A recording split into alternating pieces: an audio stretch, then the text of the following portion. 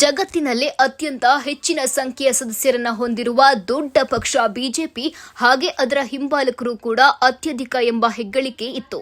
ಆದರೆ ಇದೀಗ ಅಂತಹ ಹೆಗ್ಗಳಿಕೆಯನ್ನ ಹಿಂದಿಕ್ಕಿ ದಾಖಲೆಯ ಸಂಖ್ಯೆಯ ಬೆಂಬಲಿಗರನ್ನ ಹೊಂದಿರುವ ಪಕ್ಷವೊಂದು ಉದಯವಾಗಿದೆ. ಸಾಮಾಜಿಕ ಜಾಲತಾಣದಲ್ಲಿ ಕಾಣಿಸಿಕೊಂಡಿರುವ ಈ ಪಕ್ಷ ಕೇವಲ ಒಂದೇ ದಿನದ ಅವಧಿಯಲ್ಲಿ 1 ಕೋಟಿಗೂ ಅಧಿಕ ಫಾಲೋವರ್ಸ್ಗಳನ್ನ ಹೊಂದುವ ಮೂಲಕ ಸಾಮಾಜಿಕ ಜಾಲತಾಣದಲ್ಲಿ ದೊಡ್ಡ ಟ್ರೆಂಡ್ ಆಗಿ ಪರಿಣಮಿಸಿದೆ.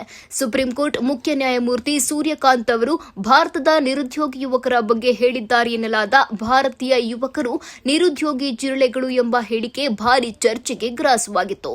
ಹೇಳಿಕೆಗೆ ಪ್ರತಿಯಾಗಿ ಆನ್ಲೈನ್ನಲ್ಲಿ ಆಕ್ರೋಶ ವ್ಯಕ್ತಪಡಿಸಲು ಮತ್ತು ವ್ಯಂಗ್ಯದ ಬಾಣಗಳನ್ನು ಬಿಡಲು ಕಾಕ್ರೋಚ್ ಜನತಾ ಪಾರ್ಟಿ ಹೆಸರಿನ ಅಭಿಯಾನವನ್ನು ಆರಂಭಿಸಲಾಗಿತ್ತು.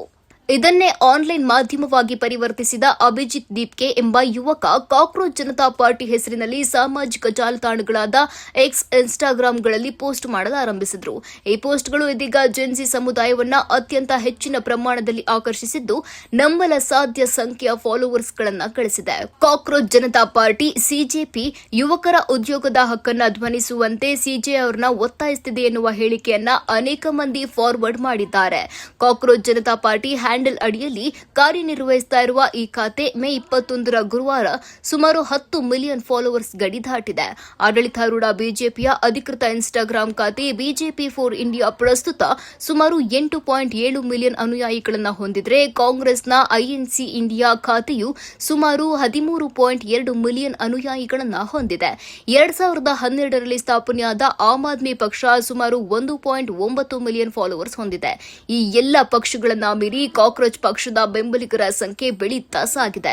ಆರಂಭದಲ್ಲಿ ಕೆಲ ಯುವಕರು ಹಾಸ್ಯ, ಟ್ರೋಲ್ ಮತ್ತು ಮೀಮ್ಗಳ ಮೂಲಕ ಆರಂಭಿಸಿದ್ದ ಈ ಪೇಜ್ ಈಗ ಜೆನ್ಜಿ ಯುವಕರ ದೊಡ್ಡ ಡಿಜಿಟಲ್ ಚಳುವಳಿಯಾಗಿ ರೂಪಾಂತರಗೊಂಡಿದೆ.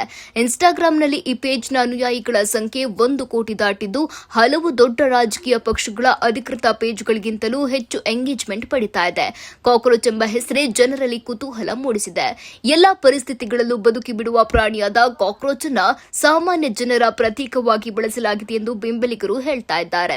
ರಾಜಕೀಯ ವ್ಯವಸ್ಥೆ ಎಷ್ಟೇ ಒತ್ತಡ ಹಾಕಿದ್ರೂ ಸಾಮಾನ್ಯ ಜನರು ಮತ್ತೆ ಎದ್ದು ನಿಲ್ತಾರೆ ಎಂಬ ಸಂದೇಶವನ್ನ ಈ ಹೆಸರಿನ ಮೂಲಕ ನೀಡಲಾಗ್ತಿದೆ ಎಂದು ಅವರು ಹೇಳ್ತಿದ್ದಾರೆ.